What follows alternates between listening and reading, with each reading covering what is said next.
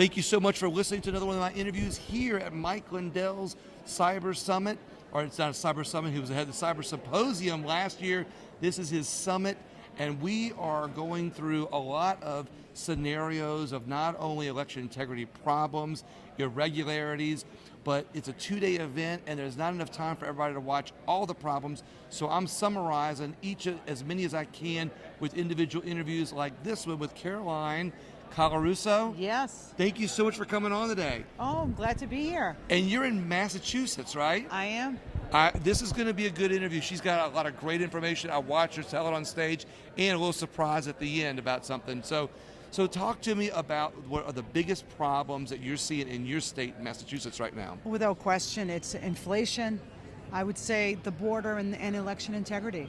When I talk to people and I ask them what it is, it's on their mind, what are they concerned about, unequivocally I get those three as my top answers. And Massachusetts, you wouldn't think Massachusetts as being an election integrity issue. So what are the biggest election integrity issues that you're finding, or biggest irregularities or issues you're finding in your state? So last election, after the 2020 election, we were told by folks on the inside there was a large number of undeliverable addressed ballot applications coming back. And we mailed out 4.6 million of those, our state did. And you're all mail-in ballot? It was universal, no excuse, government-initiated mail-in voting. So that was under the guise of COVID. Okay. They sent all those out, and we were finding out that a large number were being returned as undeliverable. Now, the Postal Service has 25 reasons they can deem a mail piece undeliverable. But we were finding out it was 2, 3, 4, 500,000. Now we're being told it's up to 700,000. Now, if you take the total number of ballot applications mailed out, 4.6 million, and you subtract, even if it's 500,000, right, it's a 10% rejection rate. If it's above that, it's a 12 or a 13% rejection rate. So we became concerned. What's a normal rejection rate for ballots? There shouldn't be any. Our voter rolls should be current, but if there is, it should be minimal. It should be minimal. And so we found this information out, so we filed a lawsuit. I filed a lawsuit with 5 other candidates within about a month after the election, and essentially we questioned the constitutionality of the law being changed. The law in Massachusetts is clear, the oldest constitution in the country. It's clear. It says when you vote absentee, if one of 3 reasons, religious holiday, you're incapacitated, or you're out of state. Religious holiday, incapacitated, or out of state are the only 3 in Massachusetts, oldest constitution ever. In America. Ever. Right. On the books. If you want to change that, you have to initiate the constitutional amendment process. That takes time. The COVID clock is ticking.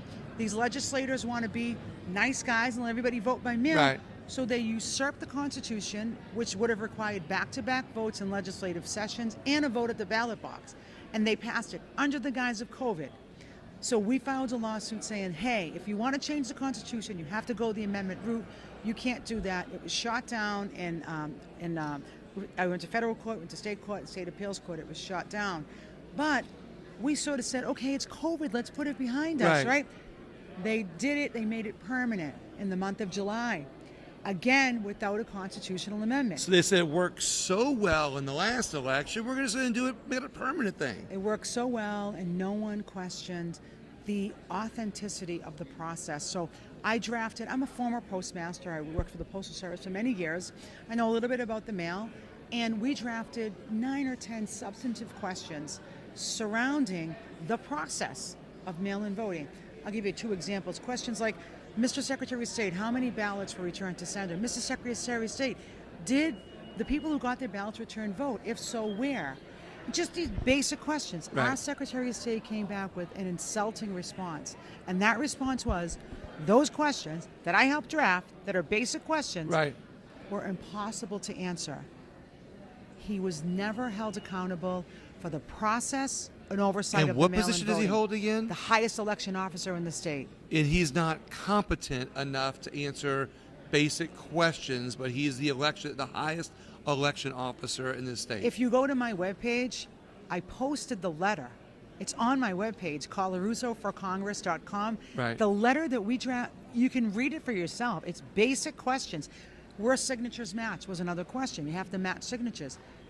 All these questions remained unanswered from 2020, and then after he said they were impossible to answer, the legislature and him, hand in hand, said, you know what, we're going to make this permanent. And it's never been evaluated. And I have a problem with that. Making the mail-in ballot Permanent. Permanent. And almost 700,000 ballots have been returned. The Secretary of State won't quantify the number. Our people on the inside are saying north of 700,000, and he won't quantify it. Now, as I said earlier, I learned how to count in the Postal Service. We count by linear footage. Essentially, you take a tray of mail, and it's a piece count, and then you multiply that by the number of trays. Okay. He's not willing to tell us, because if he tells us how many ballot applications were returned, people would know he's not maintaining the voter rolls. Because why are so many being returned? Is he a Republican or a Democrat? Democrat. Okay. Been there for over 30 years. He's Over 30 entrenched. years. Entrenched. He's already hired all the people, and I say this over and over again on my videos.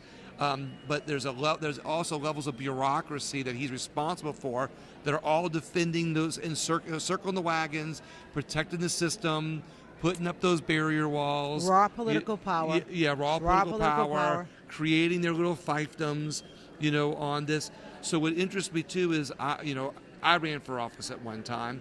Nice. And what I found when I knocked on doors, I got the voter list, from the Secretary of State from my district.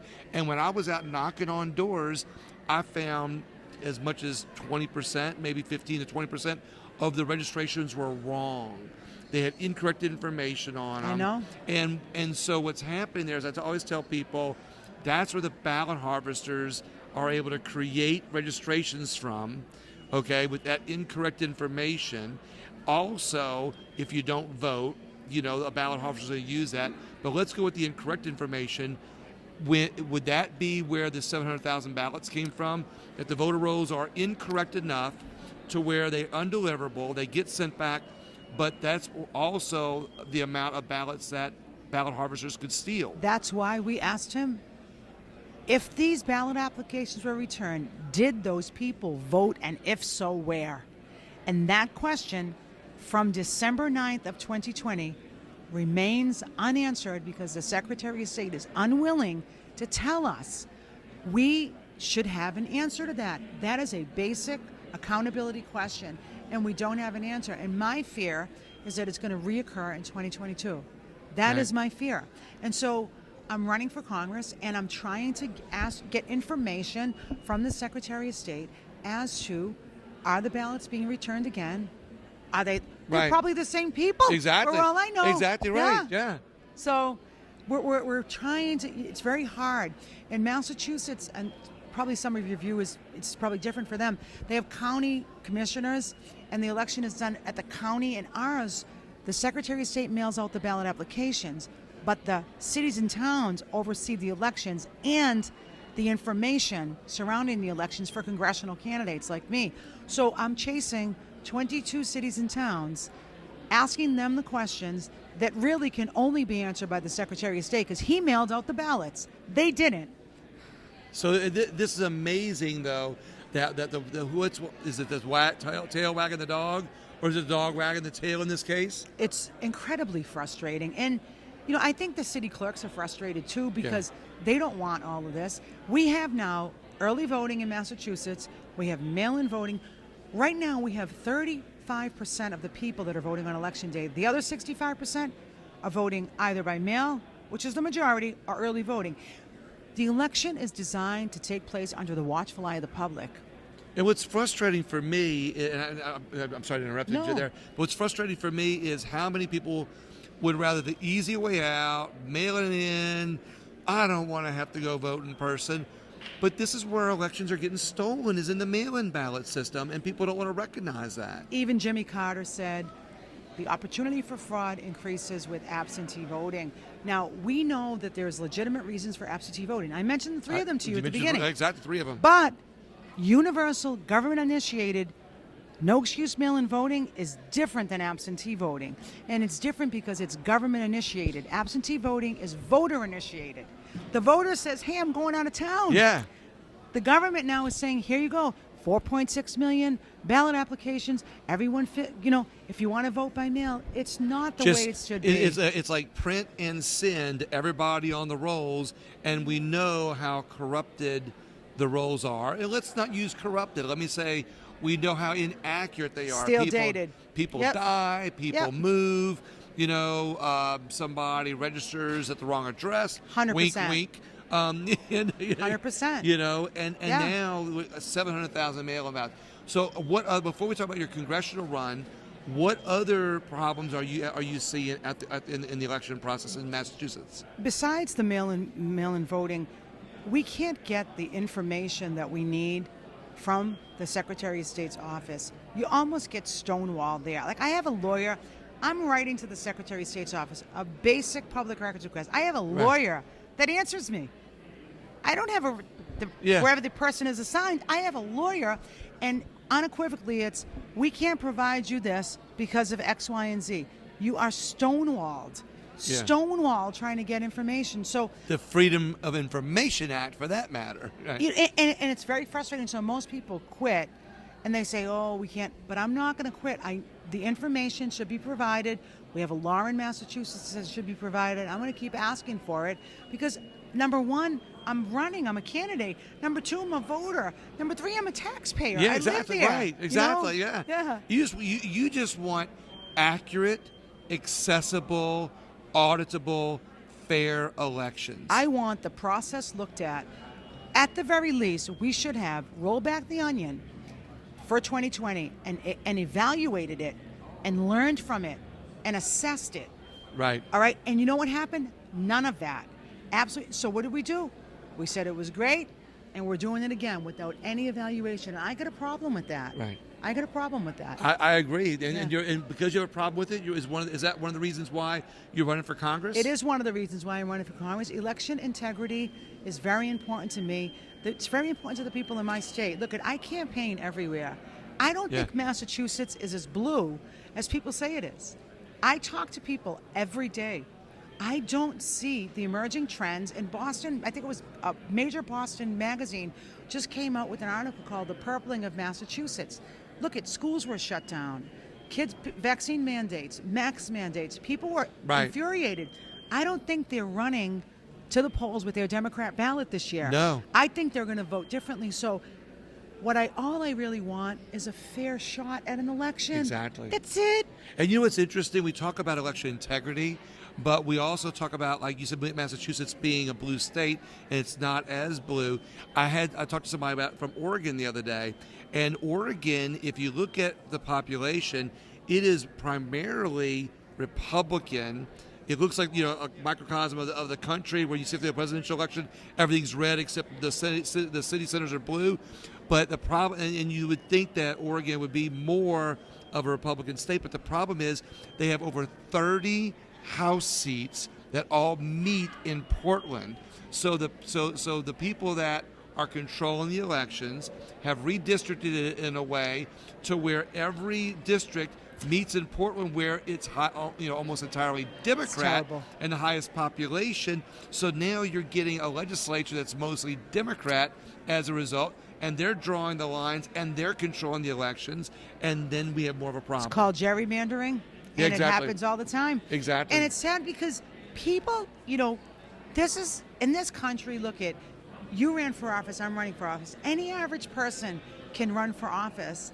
But if the process is so tainted and people lose confidence in our elections, which they are, less people are going to run. Now, Massachusetts, where I'm from, has the least amount of competitive legislative races in the country. People don't run. You know why? They figure the system's rigged. It's already rigged. That's what they figure. Exactly. I waste my time and effort running. But I'm a Christian. I believe deeply in God. I believe that God has his hand on this country. He founded this country. Yeah. I'm going to be hopeful. We got to wake up. And I'm going to do my job, which is to try to hold our election officials accountable. And that you get really labeled for doing that, but it's the right thing to do. I love it. So I'm going to ask you, I would love to have you on the show again. I'd love to bring you on a video call and talk about just your run for Congress. Sure. I'm focused on election integrity in these videos, but we'll talk about just your run for Congress. We'll talk about you, introduce you to the public so people see, they can see now how enthusiastic and passionate you are about our country and our elections. I think they want to see how passionate you are about fixing not only Massachusetts, but being a part of fixing our country. Well, your viewers should know that because Yeah. maybe they can't vote for me, but I can sure vote for them Yeah. when I'm in Congress. Absolutely. I can vote for them, so I'm happy to come back. That'd be wonderful. You represent your state, but you're Yep. a district in your state. Yeah. But your vote affects everybody in the country. Exactly. Caroline, thank you very much. I Yeah. appreciate it. Thank you so much. Everybody else, what's your website again? One last time. Colarusso for Congress.com. COLARUSSOFOR Congress.com. And we just revamped it. It's killer. Go on it, and I think you'll like it. I love it. Yeah. Everybody else, stay tuned here for another interview coming up on election integrity.